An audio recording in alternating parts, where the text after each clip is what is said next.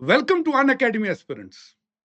Thank you. मैं बहुत ज्यादा अप्रिशिएट करता हूं जो आपने मेरी पिछली video constitutional bodies in one shot पे जो मेरे को कमेंट्स करके अप्रिशिएट किया है। Thank you very much.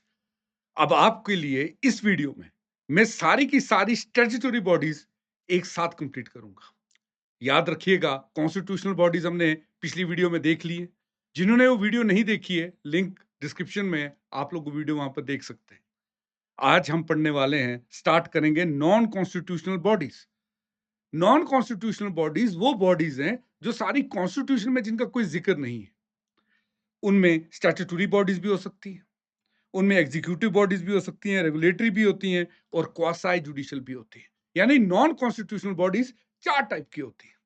हम लोग इस वीडियो में केवल स्टैट्यूटरी बॉडीज कंप्लीट करेंगे सारी की सारी। तो पहले आपको यह बता दूं कि स्टैट्यूटरी बॉडीज में क्या क्या पढ़ना है। उसके लिए वापस से हम लोग क्या चेक करेंगे? PYQs. Best source, best friend, guide, philosopher जो आपकी तैयारी में यूएसएस यूपीएससी एस्पिरेंट्स का कोई होता है, वो प्रीवियस ईयर क्वेश्चंस है। प्रीवियस ईयर क्वेश्चंस खोलो, अन अकेडमी की बुकलेट खोलें, सीधे वहां पर कॉन्स्टिट्यूशन और नॉन कॉन्स्टिट्यूशन बॉडीज के क्वेश्चन देखिए जो प्रीवियसली पूछे गए हैं। क्वेश्चन देखिए पूछे कैसे जा रहे हैं, क्या क्या पूछ रहे हैं उसमें। क्या उसमें फर्स्ट मेंबर, फर्स्ट चेयरपर्सन, ऐसा कुछ पूछ रहे हैं? पहली बार किस ईयर में बना, कैसे क्वेश्चन पूछ रहे हैं? या कंपोजिशन, एक्ट और फंक्शंस के ऊपर क्वेश्चन आ रहे हैं। तो ये चीज मैं कैसे समझा? प्रीवियस ईयर क्वेश्चंस देख के। तो इसी प्रीवियस ईयर क्वेश्चन को पढ़ के एनालाइज करके, और मेरे को जो इंफॉर्मेशन लगी आपके लिए जरूरी हो सकता है यूपीएससी इस बार पूछ ले, ये लेक्चर मैंने बनाया हुआ है। तो चलिए शुरू करते हैं। Statutory bodies, total statutory bodies अब यहां पे देखेंगे टोटल 9 है। स्टैट्यूटरी बॉडी पहले बता दूं आपको कि होती क्या है। स्टैट्यूटरी बॉडी उस बॉडी को कहते हैं जो बाय लॉ बने। अब आपको यह बता दूं, यहां पर काफी सारे लोगों को कंफ्यूजन है। काफी लोगों को यह लगता है कि स्टैट्यूटरी बॉडी वो बॉडी होती है जो केवल पार्लियामेंट बाय लॉ बनाए। इवन काफी सारे यूट्यूबर, टीचर भी यही कहते हैं कि it is created by parliament by law. गलत है बेटा। It can be even created by the state legislature. यानी आपको इतनी चीज याद रखनी है कि स्टैट्यूटरी बॉडीज उन बॉडीज को कहते हैं जो पार्लियामेंट या स्टेट लेजिस्लेचर बाय लॉ बनाए। यानी उनका रेफरेंस कहीं भी संविधान में दिया नहीं है। They are created by parliament और state legislature by law. Example दे दूं आपको, सबसे मोस्ट इंपॉर्टेंट जिसपे क्वेश्चन पूछे गए हैं, NHRC national human rights commission, CIC chief central information commission, CVC central vigilance commission, Lokpal, NDMA national commission for women, national commission for minorities, national commission for protection of child rights and NI. NI आजकल काफी ज्यादा सुर्खियों में है, तो NI को भी अच्छे से हम लोग पढ़ेंगे। ये 9 बॉडीज हम एक ही सेशन में कंप्लीट करेंगे। लेकिन एक बार आगे बढ़ने से पहले रिकॉल कर लीजिए कि स्टैट्यूटरी बॉडीज उन बॉडीज को कहते हैं जो पार्लियामेंट और स्टेट लेजिस्लेचर दोनों में से कोई भी बाय लॉ क्रिएट करे। आगे बढ़ते हैं। सबसे पहले जिस बॉडी को हम देखेंगे, जिसके बारे में पढ़ेंगे, वो है नेशनल ह्यूमन राइट्स कमीशन। याद रखिएगा, इंडिया एक फेडरल कंट्री है, तो under protection of human rights act 1993 India में 2 बॉडीज बनी है, नेशनल ह्यूमन राइट्स कमीशन और state human rights commission. Clear? तो ये एक्ट है, ये एक्ट आपको याद रखना है क्योंकि स्टैट्यूटरी बॉडी है। तो जितनी भी स्टैट्यूटरी बॉडीज है, पहले उनका एक्ट याद रख लिया करो। फिर सेंटर में भी बनी, स्टेट में भी बनी। उसके बाद आपको बता दूं, जो दूसरा टॉपिक है जो यूपीएससी आपसे पूछेगा ही पूछेगा, वो है कंपोजिशन। कंपोजिशन में आपको याद रखना है कि नेशनल ह्यूमन राइट्स कमीशन एक मल्टी मेंबर बॉडी है। इसमें भाई साहब एक चेयरपर्सन होता है और 5 मेंबर्स होते हैं। 5 मेंबर्स, और इन 5 में से 3 जो मेंबर्स होंगे, उनमें से एक महिला होनी चाहिए। इन 5 में से 3 में एक महिला होनी चाहिए। और इन इन 5 में से 3 जो हैं, इनको एक नॉलेज होनी चाहिए या प्रैक्टिकल एक्सपीरियंस होना चाहिए with respect to human rights. यानी एक चेयरपर्सन, 5 अदर मेंबर्स। 5 मेंबर्स में से जो 3 मेंबर्स हैं, उनको प्रैक्टिकल एक्सपीरियंस होना चाहिए या नॉलेज होनी चाहिए ह्यूमन राइट्स के बारे में। यानी कहीं ना कहीं वो ह्यूमन राइट्स से डील किए होने चाहिए। उन 3 में से 1 महिला होनी चाहिए। अब आगे बढ़ते हैं। Ex officio members of NHRC are, कुछ एक्स ऑफिशियो मेंबर्स भी हैं। एक्स ऑफिशियो का मतलब है ऑटोमेटिकली, जो उस पोस्ट पे बैठेगा वो ऑटोमेटिकली मेंबर होगा एनएचआरसी का। वो कौन कौन है? Chairperson of national commission for minorities, national commission for schedule caste, national commission of schedule tribe, national commission for women, national commission for backward classes, national commission for prevention of child rights, protection of child rights, the chief commissioner for persons with disabilities. ये x officio members होते हैं, यानी एक chairperson, 5 बाकी के members, 5 में से भी 3 जो हैं वो वर्किंग एक्सपीरियंस वाले होंगे ह्यूमन राइट्स में, उनमें से 1 महिला होगी। और उसके साथ साथ ये सब लोग national commission for minorities, schedule caste, schedule tribe, women, backward classes, protection of child rights वाले और पर्सन विद डिसेबिलिटीज, ये लोग एक्स ऑफिशियो होते हैं, यानी ऑटोमेटिकली ये लोग मेंबर्स होते हैं नेशनल ह्यूमन राइट्स कमीशन के। ये चीज आपने याद रख ली। आगे बढ़ते हैं। अब इनको अपॉइंट कौन करता है? याद रखिएगा, chairperson and members National human rights Commission के are appointed by the president.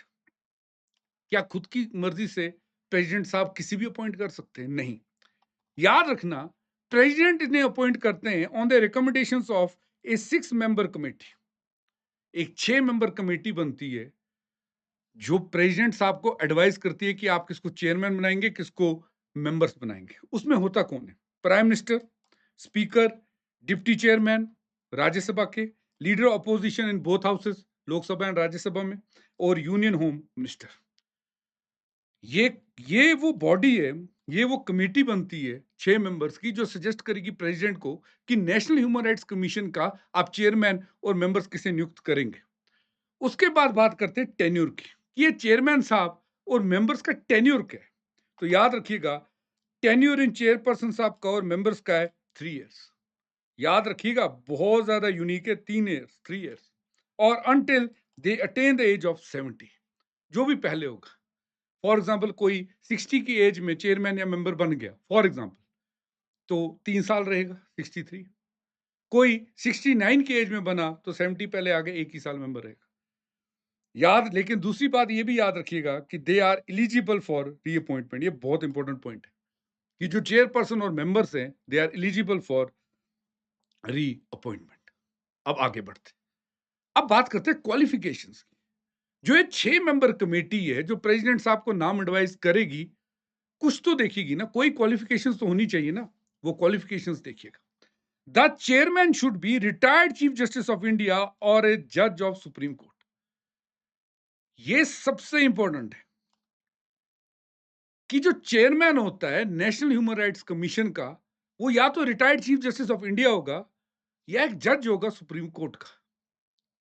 तो इसे मैं कह रहा हूं कि आप अभी मार्क करके रखें, अपने दिमाग में फीड कर दें, क्योंकि जब मल्टीपल चॉइस क्वेश्चंस में हर एक पॉइंट वाइज ये क्वेश्चन पूछा जाता है, तब आदमी कंफ्यूज हो जाता है। दूसरी बात, एक मेंबर जो होगा वो जज होगा सुप्रीम कोर्ट का, रिटायर्ड जज ऑफ सुप्रीम कोर्ट। अब समझिएगा कि जो चेयरमैन है वो या तो retired chief justice of India है या तो जज है सुप्रीम कोर्ट का। लेकिन एक मेंबर, 5 में से एक मेंबर जो है वो सर्विंग जज होगा या रिटायर्ड होगा सुप्रीम कोर्ट का। उसके बाद एक मेंबर जो होगा वो चीफ जस्टिस होगा किसी हाई कोर्ट का। पहले ही मैंने आपको बताया था कि 3 मेंबर्स जो है, जिनमें से एक महिला होनी चाहिए, वो होंगे जिनको प्रैक्टिकल नॉलेज होगी, एक्सपीरियंस होगा ह्यूमन राइट्स के केसेस में। एक हो गए आपके जज ऑफ सुप्रीम कोर्ट, एक हो गए retired chief justice of high court. तो 5 मेंबर्स कंप्लीट हो गए।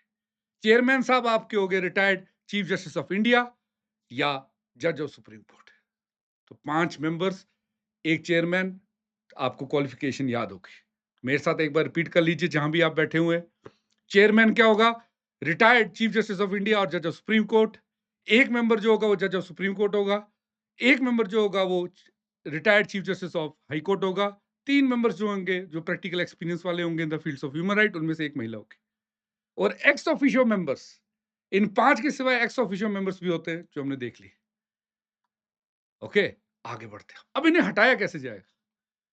ऐसा तो नहीं है ना कि एक बार नियुक्ति हो गई, इन्हें कभी हटा नहीं सकते। हटा सकते हैं। कौन हटा सकते हैं? प्रेसिडेंट साहब। President can remove the chairperson और any members of the National High Human Rights Commission on the grounds of proven misbehavior or incapacity. उनको कभी भी हटा सकते हैं। किस पे? प्रूवन मिसबिहेवियर पे या इनकैपेसिटी पे। लेकिन याद रखिएगा, प्रेसिडेंट साहब अपनी मर्जी से नहीं हटा सकते। ऐसा नहीं है कि प्रेसिडेंट साहब का मन कर गया और वो किसी को भी हटा देंगे, नहीं।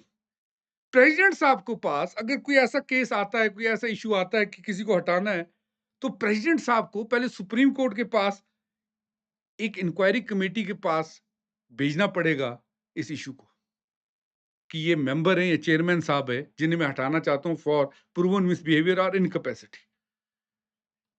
सुप्रीम कोर्ट एक इंक्वायरी कमेटी बिठाएगा एंड अगर इंक्वायरी कमेटी कह दे कि yes he can be removed on the grounds of proven misbehaviour और इनकैपेसिटी, तो ये बाइंडिंग है, तो प्रेसिडेंट साहब को हटाना ही हटाना।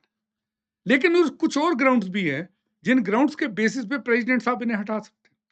जैसे पहला ग्राउंड है इंसॉल्वेंट, ओके। दूसरा पेड एम्प्लॉयमेंट है आउटसाइड, अनसाउंड माइंड के हैं, इन्हें सजा हो चुकी है, कन्विक्ट हो चुके हैं, सजा हो चुकी है किसी ना किसी केस में जो moral tribute in the opinion of president है, उस केस में इनको कन्विक्शन हो चुकी है, उन्हें भी हटा दिया जाएगा। ओके, तो ये वो ग्राउंड्स थे जिन पे मेंबर्स को या चेयरमैन को प्रेसिडेंट साहब डायरेक्टली हटा सकते हैं। लेकिन जो बड़ा ग्राउंड है वो है प्रूवन मिसबिहेवियर और इनकैपेसिटी। इस ग्राउंड पे अगर हटाना है तो उन्हें सुप्रीम कोर्ट की इंक्वायरी कमेटी को रिपोर्ट भेजनी पड़ेगी। Okay, so this was about the members composition of national human rights commission. Okay, I hope आपको याद होगा, बिल्कुल आसान है। एक बार अगर आप रिवाइज कर लेंगे मेरे साथ तो नेशनल ह्यूमन राइट्स कमीशन का एक्ट याद रखेंगे। उसके बाद आप ये याद रखेंगे कि कितने मेंबर्स हैं। एक चेयरपर्सन, 5 मेंबर्स, 5 में से 3 प्रैक्टिकल एक्सपीरियंस वाले, एक वुमेन होनी चाहिए, एक जज ऑफ सुप्रीम कोर्ट हो गए, एक आपके रिटायर्ड चीफ जस्टिस हो गए हाई कोर्ट के। चेयरमैन साहब आपके chief justice of India retired हैं या जज ऑफ सुप्रीम कोर्ट हैं। एक्स ऑफिशियो मेंबर्स आप देख लीजिएगा कौन कौन होते हैं। उसके बाद आप अपॉइंटमेंट देख लीजिए, अपॉइंटमेंट कौन करता है, प्रेसिडेंट करते हैं, किसके कहने पर करते हैं, 6 मेंबर कमेटी के कहने पर करते हैं, टेन्योर कितना है, 3 साल या 70 of age, yes they are eligible for reappointment. तो ये पॉइंट्स आप जल्दी से रिवाइज कर लीजिए। ओके, क्वालिफिकेशंस भी हमने देख लिए हैं, रिमूवल भी हमने देख लिया, ग्राउंड्स क्या है, प्रूवन मिसबिहेवियर और इनकैपेसिटी। इसके लिए सुप्रीम कोर्ट की इंक्वायरी कमेटी बनेगी। बाकी नीचे वाले पॉइंट्स देख लीजिएगा जहां पर प्रेसिडेंट साहब डायरेक्टली इन्हें हटा सकते हैं। इंपॉर्टेंस क्या है, what is the importance of national human rights commission? जैसे मैंने आपसे कहा कि ये वॉचडॉग है ह्यूमन राइट्स का कंट्री में। जो भी हमारे संविधान ने ह्यूमन राइट्स गारंटी किए हुए हैं उनकी उल्लंघना ना हो, ये काम नेशनल ह्यूमन राइट्स कमीशन का है देखने के लिए। याद रखिएगा, ये सू मोटो एक्शन भी लेते हैं, खुद से भी एक्शन ले सकते हैं, ये पेटिशन से भी एक्शन लेते हैं, ये दोनों काम करते हैं। सू मोटो अगर ऑप्शंस में आया होगा कि national human rights commission can take suo motu action, तो टिक मार दीजिएगा, बिल्कुल सू मोटो ले सकते हैं, खुद से भी किसी घटना का संज्ञान ये लोग ले सकते हैं। आगे बढ़ते हैं। अब आ गया स्टेट ह्यूमन राइट्स कमीशन। जैसे नेशन में बना, स्टेट में भी बना हुआ है। ये जो लोगो है महाराष्ट्र का मैंने यूज किया हुआ है। तो कंपोजिशन सेम है, थ्रू आउट यूनिफॉर्म है सारी स्टेट्स में। मल्टी मेंबर बॉडी है, एक चेयरपर्सन होता है, 2 मेंबर्स होते हैं। उन 2 मेंबर्स में से वहां पर 5 थे, यहाँ पर 2 हैं स्टेट में, याद रखिएगा। वहां पर चेयरपर्सन, 5 अदर मेंबर्स, यहाँ पर चेयरपर्सन, 2 अदर मेंबर्स। 2 में से एक जो होगा उन्हें प्रैक्टिकल एक्सपीरियंस होगा, ह्यूमन राइट्स के केसेस में एक्सपर्टीज होगी उन्हें। इन्हें अपॉइंट करते हैं, वहां पर प्रेसिडेंट साहब करते थे, यहाँ पर गवर्नर करते हैं on the recommendations of A committee. वहां पर 6 मेंबर कमेटी थी, यहाँ पर भी कमेटी है, चीफ मिनिस्टर साहब हैं, स्पीकर है, स्टेट होम मिनिस्टर है और लीडर ऑफ अपोजिशन है। तो कमेटी यहाँ पर भी है लेकिन उसकी कंपोजिशन अलग है। होल्ड द ऑफिस सेम है, 3 year, 70 years of age and they are eligible for reappointment. State human rights commission का भी सेम है। क्वालिफिकेशन क्या आती है कि चेयरमैन जो होते हैं या तो वो चीफ जस्टिस है रिटायर्ड हाई कोर्ट के या जज है हाई कोर्ट के। वहां पर क्या था, retired chief justice of India और जज ऑफ सुप्रीम कोर्ट। यहाँ पर है retired chief justice of high court और जज ऑफ हाई कोर्ट। एक मेंबर जो है वो या तो सर्विंग होना चाहिए या तो रिटायर्ड होना चाहिए, जज ऑफ द हाई कोर्ट और डिस्ट्रिक्ट जज होना चाहिए मिनिमम 7 ईयर्स के लिए। एक तो मैंने आपको बता दिया कि वो होगा, एक मेंबर तो वो होगा 2 में से जिसको ह्यूमन राइट्स के ऊपर प्रैक्टिकल एक्सपीरियंस है। एक जो बचा था वो जज होगा या तो हाई कोर्ट का या तो डिस्ट्रिक्ट कोर्ट का, मिनिमम 7 ईयर्स से डिस्ट्रिक्ट कोर्ट का जज है। याद रखिएगा, अपॉइंट करते हैं गवर्नर साहब, लेकिन लेकिन रिमूव कर सकता है सिर्फ प्रेसिडेंट। यहां पर ये पॉइंट है जो आपको याद रखना है कि स्टेट ह्यूमन राइट्स कमीशन के मेंबर्स को, चेयरपर्सन को गवर्नर नहीं हटा सकता। जैसे प्रेसिडेंट साहब नेशनल ह्यूमन राइट्स कमीशन के मेंबर्स और चेयरपर्सन को हटा सकते हैं, यहां पर नहीं हटा सकता। ओके, इनको हटा भी सिर्फ प्रेसिडेंट सकता है, और ग्राउंड सेम है like national human rights Commission के जो है। इंपॉर्टेंस क्या है स्टेट में? जो हमारे स्टेट लिस्ट में ह्यूमन राइट्स मेंशन्ड है, कंकरेंट लिस्ट में जो ह्यूमन राइट्स मेंशन्ड है, उनकी वायलेशन अगर हो रही है स्टेट गवर्नमेंट की तरफ से, किसी पब्लिक ऑफिस की तरफ से, that is seen by state human rights council. एक चीज याद रखिएगा कि दोनों स्टेट ह्यूमन राइट्स काउंसिल भी और ये भी नेशनल ह्यूमन राइट्स काउंसिल भी, ये किसी मैटर पे इंक्वायर नहीं कर सकते जो 1 साल से पुराना है। यानी जिस दिन कोई बंदा पटिशन डाल रहा है, उससे 1 साल के अंदर अंदर वो इवेंट हुआ होना चाहिए, उससे ज्यादा पुराना नहीं होना चाहिए। तो ये एक इंपॉर्टेंट पॉइंट है जो आप याद रखेंगे। और यहाँ पर ये भी चीज याद रखेंगे कि state human rights commission state list और कंकरेंट लिस्ट वाले आइटम्स जहां पर ह्यूमन राइट्स की वायलेशन हुई है उसे अंडरटेन करते हैं। क्लियर? आगे एक और चीज बता दूं, जो ये 1993 वाला एक्ट था, इसमें एक और चीज लिखी थी कि हर डिस्ट्रिक्ट में जो है एक ह्यूमन राइट्स का कोर्ट होना चाहिए। ओके, बहुत सारी बुक्स जो हैं इसके बारे में बात नहीं करती, लेकिन मेरा ये फर्ज बनता है आपको एक साथ पूरा इंफॉर्मेशन शेयर कर दूं, ताकि हो सकता है यूपीएससी जो पहले से अनप्रिडिक्टेबल है, इस बार ऐसा क्वेश्चन पूछ ले तो आप क्या करेंगे। क्लियर? तो इसलिए मैं आपको एक और चीज बता दूं कि जो हमने ये एक्ट पढ़ा था, जिस एक्ट में NHRC state human rights commission बने थे, इस एक्ट में एक पॉइंट ये भी था कि डिस्ट्रिक्ट लेवल पे भी ह्यूमन राइट्स कोर्ट्स बनने चाहिए। यानी डिस्ट्रिक्ट लेवल पे भी कोर्ट्स बनने चाहिए जहां पर ह्यूमन राइट्स की अगर वायलेशन हो रही है उसका संज्ञान लिया जाए। लेकिन आपको एक बात बता दूं कि ऐसे कोर्ट राज्य सरकार बना सकती है सिर्फ chief justice of high court की मर्जी से। यानी दोनों राज्य सरकार को और chief justice of high court को आपस में बैठ के बातचीत करनी है, तब भी डिस्ट्रिक्ट लेवल पे ह्यूमन राइट्स के कोर्ट्स बन सकते हैं। तो ये एक इंपॉर्टेंट पॉइंट्स है जो आप याद रखेंगे। आउट ऑफ द ब्लू है, हो सकता है ह्यूमन राइट्स जो पॉइंट है उस पर यूपीएससी अगर क्वेश्चन पूछे, इस पॉइंट को पूछ ले, तो मैक्सिमम लोग जो हैं वो हो सकता है कहीं ना कहीं उनके लिए बाउंसर होगी। क्योंकि बुक्स में ज्यादातर लोग जो है नेशनल ह्यूमन राइट्स को पूछते हैं, स्टेट को ह्यूमन राइट्स को कमीशन पढ़ते हैं, और यहाँ डिस्ट्रिक्ट लेवल पे अगर क्वेश्चन आ जाए तो उनके लिए बाउंसर हो जाएगी। ओके, तो ज्यादा हमने रवीश कुमार नहीं बने हम, है ना, या ध्रुव राठी नहीं बने हम। हमने सिंपल वही पॉइंट्स किए जो एग्जाम में आ सकते हैं। चलिए आगे बढ़ते हैं। अब आ गया इंफॉर्मेशन कमीशन। देखिए, हम लोग डेमोक्रेसी में रहते हैं, हम लोगों को पूरा राइट है ये जानने का कि सरकार क्या कर रही है, to know what government is doing, ये भी हमारा राइट है। इसीलिए we have the information commission. Of course India is a federal country, तो दो होंगे, सेंट्रल में एक, स्टेट में एक। तो सेंट्रल इंफॉर्मेशन कमीशन सीआईसी और स्टेट इंफॉर्मेशन कमीशन एसआईसी ये बने थे आरटीआई एक्ट 2005, राइट, 2005 में, राइट टू इंफॉर्मेशन एक्ट 2005 में बने थे। तो पहले देखते हैं हम लोग सेंट्रल इंफॉर्मेशन कमीशन होता क्या है, इसकी कंपोजिशन सबसे पहले जानते हैं। तो अगर आपने एक पैटर्न देखा होगा, जब मैं क्लास पढ़ा रहा हूं तो मैं एक पैटर्न की ओर ध्यान देता हूं। पैटर्न क्या है? कंपोजिशन, सबसे पहले हम एक्ट जानते हैं स्टैचुरी का, कंपोजिशन जानते हैं, अपॉइंटमेंट जानते हैं, क्वालिफिकेशन जानते हैं, फिर रिमूवल। तो ये 5 चीजें जो हम लोग देखते हैं। और अगर आप क्वेश्चंस भी देखेंगे तो इन्हीं 5 पॉइंट्स के अराउंड ही क्वेश्चंस आपके आ रहे हैं। ओके, तो यहां पर देखिएगा कि CIC central information commission consist of chief information commissioner and not more than 10 information commissioners. यानी एक चीफ इंफॉर्मेशन कमिश्नर होगा और 10 इंफॉर्मेशनल कमिश्नर्स होंगे, मैक्सिमम 10 से कम ही होंगे, 10 या 10 से कम ही होंगे। तो 10 इज द अपर लिमिट। अब ये CIC और ICs, इन्हें अपॉइंट कौन करता है? इन्हें अपॉइंट करते हैं प्रेसिडेंट साहब। किसके कहने पर?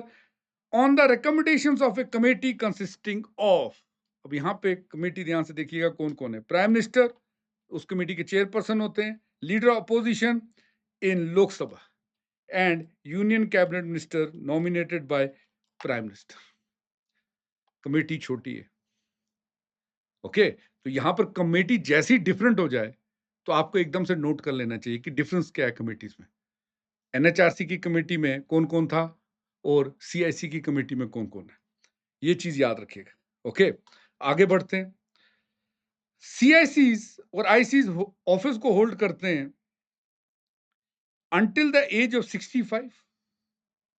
65 की एज तक ये लोग होल्ड कर सकते हैं, या इनका टेन्योर जो सेंट्रल गवर्नमेंट इनके ऑर्डर में लिखेगा। यानी it changes, it depends on the discretion of central government. ये पॉइंट इंपॉर्टेंट है, ये आपने पीछे कमेटी में नहीं देखा, कमीशन में नहीं देखा। वहां पर तो सीधे सीधे टर्म लिखी हुई थी।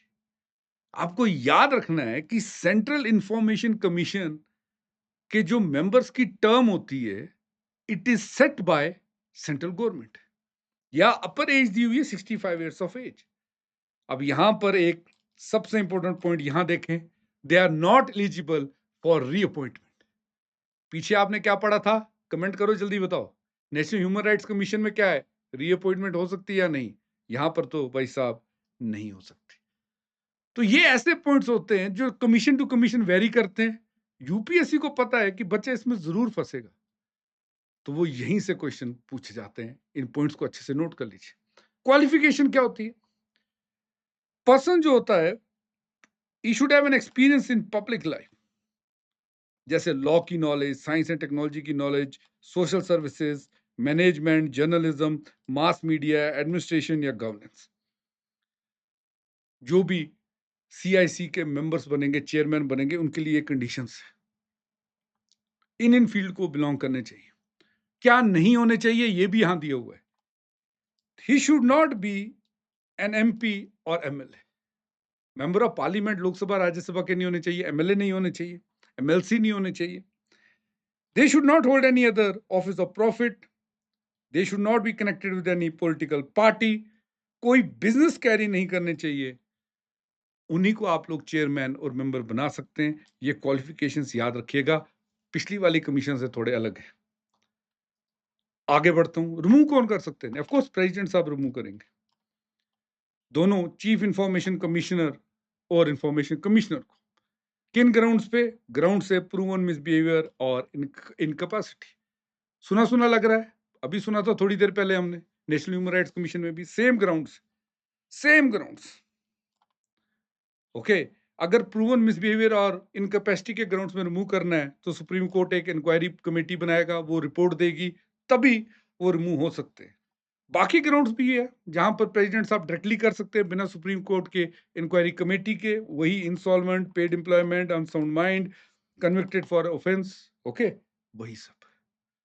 तो ये चीज सेम है, ये आपको याद रखनी है कि एनएचआरसी, सीआईसी, ये वाली जो रिमूवल वाली चीज है वो सेम है। आगे बढ़ने से पहले आपके साथ एक चीज शेयर कर रहा हूं। अगर आपको ऐसा लग रहा है कभी ना कि जो पैसा है वो आपकी तैयारी में एक बड़ा हर्डल है, आप कर सकते हैं, लेकिन पैसे एक ऐसी चीज है जो आपको रोक रहा है अपना ड्रीम अचीव करने से यूपीएससी का, तो अन अकेडमी अपनी बेस्ट फैकल्टीज के साथ आपके लिए एक ऑफर लेके आया। हमारी सारी सब्सक्रिप्शन अब 60% ऑफ पे मिलेगी। उसी के साथ साथ आपको 12 महीने तक का एक्सटेंशन मिल सकता है। यानी अगर आप 1 साल की सब्सक्रिप्शन लेते हैं तो अगले 12 महीने का आपको फ्री एक्सटेंशन मिल सकता है, एंड अप टू 60% ऑफ है। ओके, इंडिया की बेस्ट एजुकेटर से पढ़ने के लिए एट अफोर्डेबल प्राइस। हमारे बैचेस अगर आप 2028 को टारगेट करें, वी हैव नी बैच। अगर आप 2026 को हिंदी मीडियम को, स्पेसिफिकली हिंदी मीडियम का बैच है परम। इंग्लिश के लिए 2026 को टारगेट कर रहे हैं, वी हैव द इंग्लिश आरंभ बैच। आगाज जो है 2027 का, ऑफ कोर्स इंग्लिश बैच। अगर आपने ऑफलाइन सेंटर्स देखे हैं तो वहां पर बहुत सारी कमियां होती है। ऑफलाइन सेंटर्स की जो कमियां हैं वो हम लोग अन अकेडमी में पूरी कर रहे हैं। एक आपको बेटर प्लेटफॉर्म दे रहे हैं, घर के माहौल में आप पढ़ेंगे, और जो कमियां वहां पर है वो हम लोग कोशिश कर रहे हैं कि यहां पर पूरी हो जाए। आप अच्छे से तैयारी कर पाए, अपने ड्रीम को अचीव कर पाए इंडिया की बेस्ट फैकल्टीज के साथ। ओके, कल अप्रैल 13 है। कल अन अकेडमी कंडक्ट कर रहा है Unacademy civil services championship test भी। यहाँ पे अगर आप इस टेस्ट में अच्छे मार्क्स लाते तो आपको 100% स्कॉलरशिप भी मिल सकती है। उसी के साथ-साथ आईपीएल की box tickets, iPad, Samsung tablets, smart watches जीतने का आपको मौका मिल सकता है। अगर आप बिगिनर हैं, नीचे दिए गए लिंक से आप पीवाईक्यूज, एनसीईआरटी की समरी, करंट अफेयर्स डाउनलोड कर सकते हैं। ओके, चलिए अब आगे बढ़ते हैं। आगे बढ़ते हैं, अब हम बात करते हैं स्टेट इंफॉर्मेशन कमीशन की, एसआईसी। एसआईसी में चीफ इंफॉर्मेशन कमिश्नर होते हैं और not more than 10 information commissioners होते हैं, सेम है। Okay, they are appointed by governor. किसकी रिकमेंडेशन पे? एक कमेटी जिसमें चीफ मिनिस्टर साहब होते हैं, leader of opposition in legislative assembly होती है, और स्टेट कैबिनेट मिनिस्टर होते हैं जिसे चीफ मिनिस्टर साहब नॉमिनेट करते हैं। एक चीज और याद रखिएगा, यहां पर जो उनका टर्म है, it is also fixed by the central government, या 65 ईयर्स ऑफ एज, वो सेम है, और until they achieve the age, जब तक ये 65 की अपर एज अचीव ना कर लें, या जो टाइम पीरियड सेट किया हुआ है गवर्नमेंट ने उसे ना पालें, जो भी पहले आएगा तब तक इनका टर्म होता है। They are not eligible for reappointment.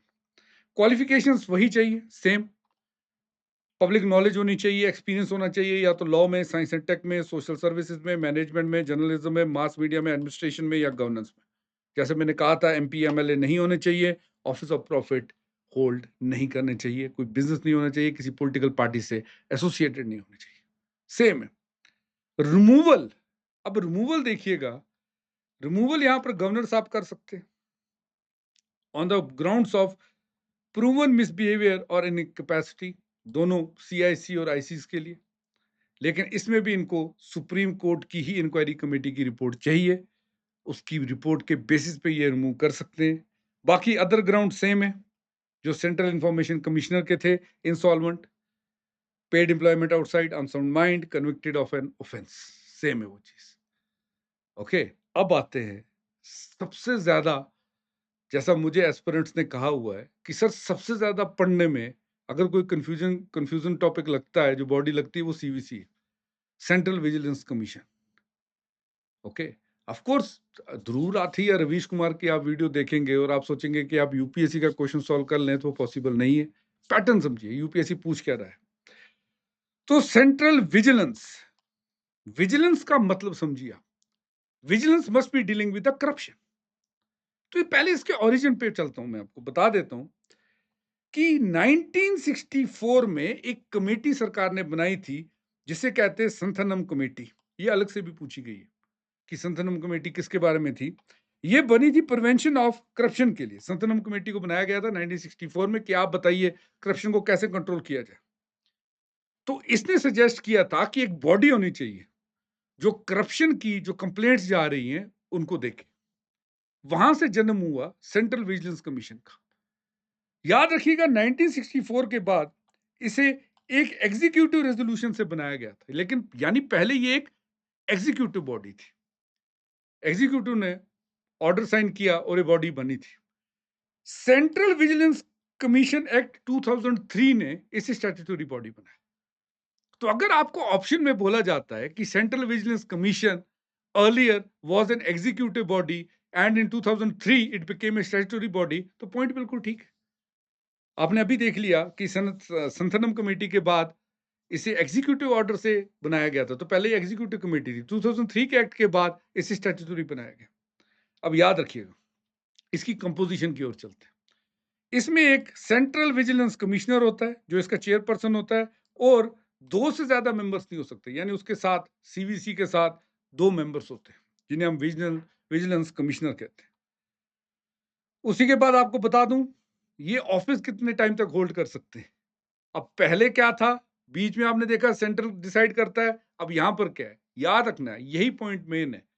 तभी अगर आप शॉर्ट नोट्स बनाते हैं, ये आपको याद रहेगा। ट्राई करें स्टिकी नोट्स बनाने का। ओके, तो CVC VCs hold the office for 4 years और until they achieve the 65 years of age, whichever is early, या तो 4 साल। ओके, 60 की एज में कोई आदमी नियुक्त होता है, अपॉइंट किया जाता है, तो 4 साल रहेगा, 64 तक रहेगा। 63 की एज में कोई आदमी अपॉइंट होता है, वो 65 तक रहेगा, जो भी जल्दी आएगा, 4 years और 65 years ऑफ एज। अब एक इंपॉर्टेंट पॉइंट है कि सीवीसी के मेंबर्स और चेयरमैन की सैलरी कितनी होती है सर। तो salary of CVC is similar to chairman of UPSC. यानी जो चीफ कमिश्नर साहब हैं, उनकी सैलरी और चेयरमैन यूपीएससी की सैलरी सेम है। जो बाकी के विजिलेंस कमिश्नर्स हैं, उनकी सैलरी और मेंबर्स ऑफ यूपीएससी की सैलरी बराबर है। उसके बाद आपको बता दूं कि प्रेसिडेंट साहब किसी भी सीवीसी या वीसी को रिमूव कर सकते हैं अपने ऑफिस से। ग्राउंड सेम है जो सीआईसी और आईसीस का था। यानी सीवीसी की जो सैलरी है, ध्यान से सुनना, वो चेयरमैन ऑफ यूपीएससी के बराबर है। वीसीस की जो सैलरी है वो मेंबर्स ऑफ यूपीएससी के बराबर है। लेकिन जो इनका रिमूवल है, CVC can be removed on the same grounds like that of the CIC, central information commissioner, और वीसीस को जैसे आईसीस को हटाया हुआ है, सेम वैसे ही रिमूव हो रहा है। ओके, याद रखिएगा, जो एक्ट है प्रिवेंशन ऑफ करप्शन एक्ट 1988, इसके अंतर्गत जितनी इंक्वायरी की रिपोर्ट्स आती है, इन्वेस्टिगेट मैटर्स आते हैं, उसे ये लोग करते हैं। ये लोग एक चीज याद रखिएगा कि सीबीआई की फंक्शनिंग भी देखते हैं under the Delhi special police establishment act, prevention of corruption के लिए जो बनी हुई थी, उसको भी ये लोग देखते हैं।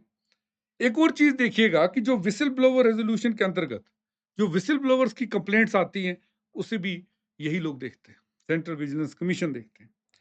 और इसी के करप्शन के साथ साथ ये मनी लॉन्ड्रिंग 2002 जो एक्ट है, prevention of money laundering act, उसकी जो कंप्लेंट्स हैं वो भी इन्हीं के पास आती है। ये पॉइंट्स याद रखिएगा। अगर आपको लगता है खाली करप्शन की आते हैं, तो एक चीज ऐड कर लीजिएगा नोट्स में कि prevention of money laundering act के अंतर्गत जो कंप्लेंट्स है वो भी इनके पास आते हैं। आगे बढ़ते, आगे आ गया लोकपाल। लोकपाल, ओके, लोकपाल एक ऐसा टॉपिक है, कहीं ना कहीं लास्ट ईयर के करंट अफेयर्स में न्यूज में भी था। काफी सारे आर्टिकल्स भी, अगर आपको याद होंगे, लोकपाल पे लिखे गए थे। तो मेरे को ऐसा लगता है कि लोकपाल इस बार आपके एग्जाम के लिए थोड़ा इंपॉर्टेंट है, पढ़ लीजिए। लोकपाल एक स्टैट्यूटरी बॉडी है। ये बना था the Lokpal and Lokayukta act 2013 के अंतर्गत। लोकपाल के एक चेयरपर्सन होते हैं और मैक्सिमम 8 मेंबर्स होते हैं। इनका चयन, इनका अपॉइंटमेंट, ऑफ कोर्स, सबसे पहले एक सिलेक्शन कमेटी इनके नाम को चूज करती है। उसमें कौन कौन होते हैं? Prime minister, speaker of Lok Sabha, leader opposition in Lok Sabha, chief justice of India, okay, या कोई भी सिटिंग जज सुप्रीम कोर्ट का, जिसे chief justice of India nominate करेंगे, या एक एमिनेंट जूरिस्ट। अब यहां पर एक पॉइंट है, कमेटी ध्यान से देखना। कमेटी में कौन कौन है? Prime minister, speaker of Lok Sabha, leader of opposition in Lok Sabha, chief justice of India. Okay, एक चीज पॉइंट याद रख लेना कि राज्यसभा का इसमें रोल नहीं है। सिटिंग जज या चीफ जस्टिस ऑफ इंडिया, जो जज होगा, अगर चीफ जस्टिस साहब खुद नहीं आ रहे तो जज को भेजेंगे, जिसे खुद ही नॉमिनेट करेंगे। एंड एन एमिनेंट जूरिस्ट, यानी कोई कानून का जानकार। अभी तक आपने किसी बॉडी में से पढ़ा नहीं है एंड एन एमिनेंट जूरिस्ट, यहां पर पढ़ा है। लेकिन कौन होगा, उसका चयन कौन करेगा? याद रखना, इस एमिनेंट जूरिस्ट का चयन कौन करेगा? वो करेगा जो पहले के 4 मेंबर है, prime minister, speaker of Lok Sabha, leader opposition और चीफ जस्टिस ऑफ इंडिया। ये 4 मिलके एक एमिनेंट जूरिस्ट का नाम प्रेसिडेंट साहब को बताएंगे कि आप इसे अपॉइंट करिए, और प्रेसिडेंट साहब से इन सब को अपॉइंट करेंगे इन द लोकपाल। यानी लोकपाल का एक चेयरमैन है, मैक्सिमम 8 मेंबर्स हैं। ध्यान से सुनना, इनका नाम कौन बता रहा है? सिलेक्शन कमेटी बताएगी। प्राइम मिनिस्टर साहब है, स्पीकर साहब है, उसमें लीडर ऑपोजिशन इन लोकसभा, चीफ जस्टिस साहब इंडिया के, या अपनी जगह किसी जज को भी भेज सकते हैं, और एक एमिनेंट जूरिस्ट। तो टोटल 5 मेंबर हो गए इस सिलेक्शन कमेटी में। एमिनेंट जूरिस्ट का नाम पहले 4 वाले नॉमिनेट प्रेसिडेंट साहब को बताएंगे कि एमिनेंट जूरिस्ट है, कानून के जानकार है, इनको आप कमेटी में लाइए। और ये सब मिलकर फिर लोकयुक्त के चेयरमैन और मैक्सिमम 8 मेंबर्स को चुन सकते हैं। इनकी क्वालिफिकेशन क्या होगी? चेयरपर्सन और मेंबर्स होल्ड करेंगे ऑफिस को for a period of 5 years, देखिए चेंज हो रहा है, और the age of 70 whichever is earlier. Chairperson कौन होंगे इसके? Who has been a chief justice of India, या जज ऑफ सुप्रीम कोर्ट, और an eminent person having not less than 25 years of expertise in matters of anti-corruption, public administrations, vigilance, finance, banking, law and management. तो chairperson साहब या तो chief justice of India होंगे, या तो जज ऑफ सुप्रीम कोर्ट होंगे, या एक एमिनेंट पर्सन होंगे जिन्हें 25 साल, कम से कम 25 साल हो गए हैं anti corruption, public administration, vigilance, finance, banking, इन सब के इश्यूज में। याद रखना 50% मेंबर्स जो होंगे वो schedule caste, schedule tribe, OBCs, minorities and women होंगे। बाकी के 50% जो मेंबर्स हैं वो या तो जज होंगे सुप्रीम कोर्ट के, या चीफ जस्टिस होंगे हाई कोर्ट के, 8 में से। ओके, याद रखना कौन कौन लोकपाल में नहीं आ सकता, सेम है, एमपी एमएलए नहीं आ सकते, okay, office of profit hold करने वाले नहीं आ सकते, किसी पॉलिटिकल पार्टी में होने वाले नहीं आ सकते, जो कोई बिजनेस होल्ड कर रहे हैं वो नहीं आ सकते, जो किसी ने कोई ऑफेंस किया हो जो प्रेसिडेंट के नजर में मॉरल ट्रिपिटाइड है, तो उस वो वाले लोग भी इसमें नहीं आ सकते। ओके, ये चीज याद रखिएगा। They should not be less than 45 years of age भी दी हुई है। They should not be eligible for further employment under government of India, नहीं कर सकते। They should not contest elections to the post of president, vice president, MP, MLA, local bodies for a period of 5 years from the date of relinquishing their post. यानी एक बार retire हो जाए, 5 साल तक जो लोकपाल में रहे हैं वो इलेक्शन नहीं लड़ सकते, फर्दर एम्प्लॉयमेंट नहीं ले सकते।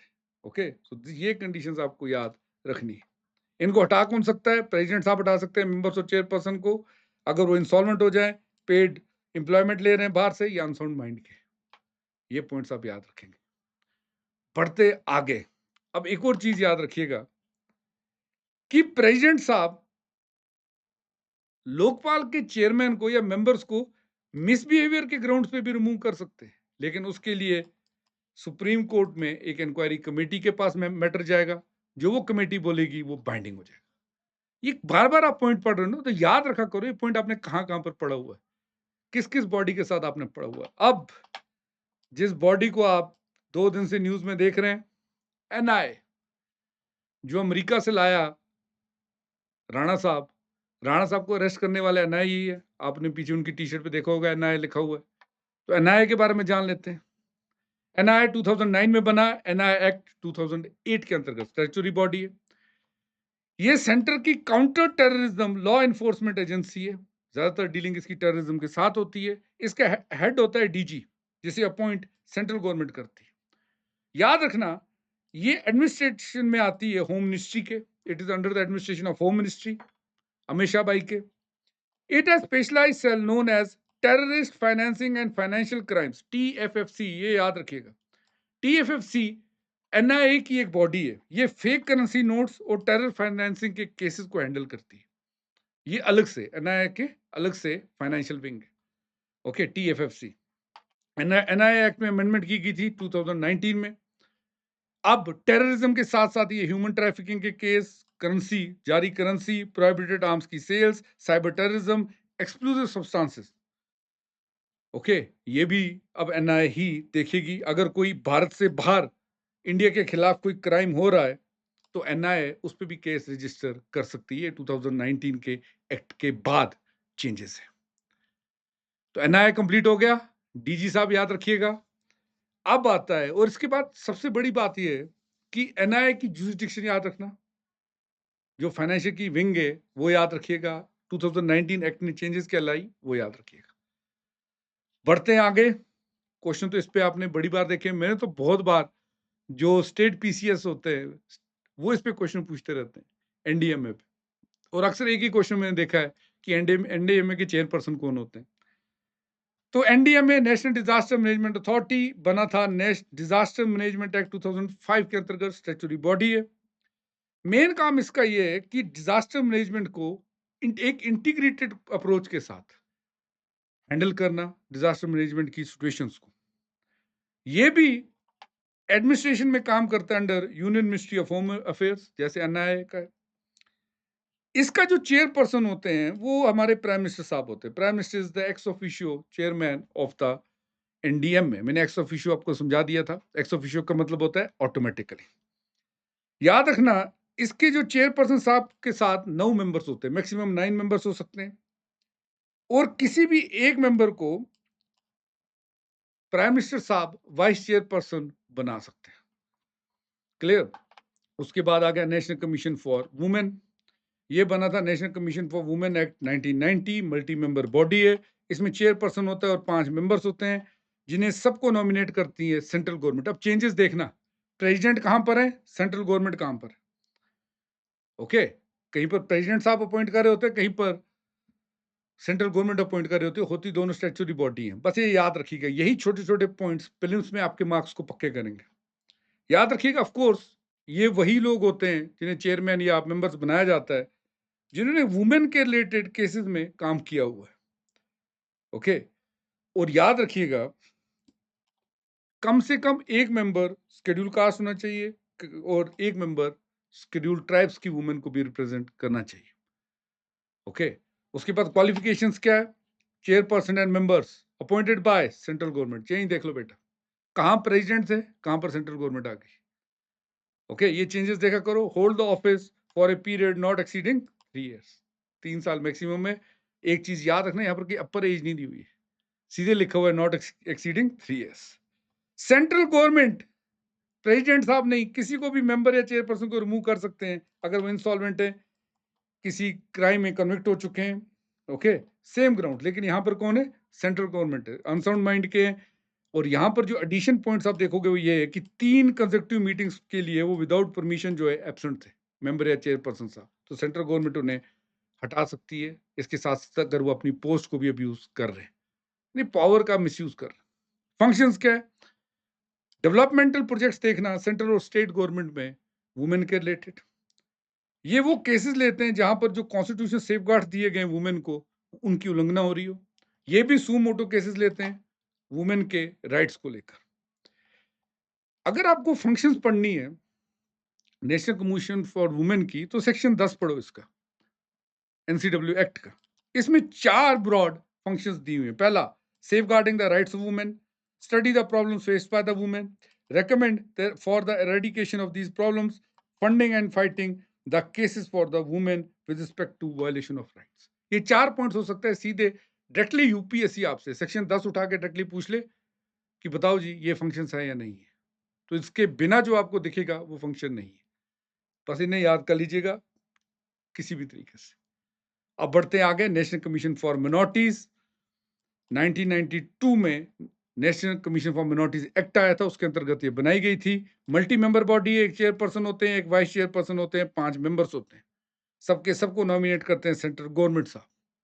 सेंट्रल गवर्नमेंट इन्हें नॉमिनेट करती है from the persons of eminence, ability and integrity. कोई और क्वालिफिकेशंस नहीं दी है। हाँ, ये क्वालिफिकेशन जरूर होगी कि मिनोरिटी को बिलोंग करते हैं, मिनोरिटी जो रिलीजन से। 5 members including the chairperson shall be amongst the minority communities। ये एक कंडीशन दी हुई है और कोई कंडीशन नहीं दी हुई है। अपॉइंटमेंट इनकी सेंट्रल गवर्नमेंट करते हैं, ऑफिस को होल्ड करते हैं 3 साल के लिए, अपर एज नहीं है, आप देखेंगे। सेंट्रल गवर्नमेंट इनको रिमूव भी कर सकती है on the grounds insolvent, connected of offence. जैसे मैंने कहा था, 3 अपनी मीटिंग्स को अगर मिस कर दे, अब्यूज करे अपने पावर को, अनसाउंड माइंड के, तो सेम है, ये रेप्लीकेट हुई है। उसके बाद आ गया national commission for protection of child rights. ये बनी थी commission for protection of child rights act 2005 के अंतर्गत। ये ministry of women and child development के अंतर्गत थे। बाकी 2 याद रखना, होम मिनिस्ट्री के अंतर्गत थी। इसके चेयरपर्सन होते हैं और 6 मेंबर्स होते हैं। चेयरपर्सन साहब वो पर्सन होते हैं जिन्होंने चाइल्ड राइट्स के लिए बहुत ज्यादा काम कार्य किया हुआ है। 6 मेंबर्स में से 2 वुमेन होगी। मेंबर्स की एक्सपीरियंस एजुकेशन में होगी, चाइल्ड केयर में होगी, जुवेनाइल जस्टिस में होगी, एलिमिनेटिंग चाइल्ड लेबर में, चाइल्ड साइकोलॉजी में, या उन वो जो कानून होते हैं बच्चों के लिए उनके जानकार। अपॉइंटमेंट जैसे मैंने कहा सेंट्रल गवर्नमेंट करती है 3 साल के लिए मैक्सिमम। ओके, एक और चीज याद रखिएगा कि चेयरमैन अपॉइंट होगा, सेंट्रल गवर्नमेंट करेगी on the recommendations of A 3 member selection committee, जिसमें होंगे आपके सेंट्रल गवर्नमेंट के ministry of women and child development की एक 3 मेंबर कमेटी बनाएगी जो आपको बताएगी चेयरमैन साहब कौन होंगे। ओके, और एक और चीज याद रखिएगा कि 2 से ज्यादा टर्म्स तक चेयरमैन और मेंबर्स नहीं रह सकते। तो एज चेयरपर्सन की 65 है और age limit for members is 60 years. ये भी यहां पर दिया हुआ है। ओके, इन्हें हटा भी सकती है, जैसे मैंने कहा था आपसे, सेंट्रल गवर्नमेंट, सेम ग्राउंड जो पहले आपने पढ़े थे। ओके, सो मेरे को जरूर बताना आपको ये सेशंस कैसे लग रहे हैं, वन शॉट्स आपको कैसे लग रहे हैं। आई होप आपकी एग्जाम की तैयारी अच्छे से हो रही है। Let's crack it guys.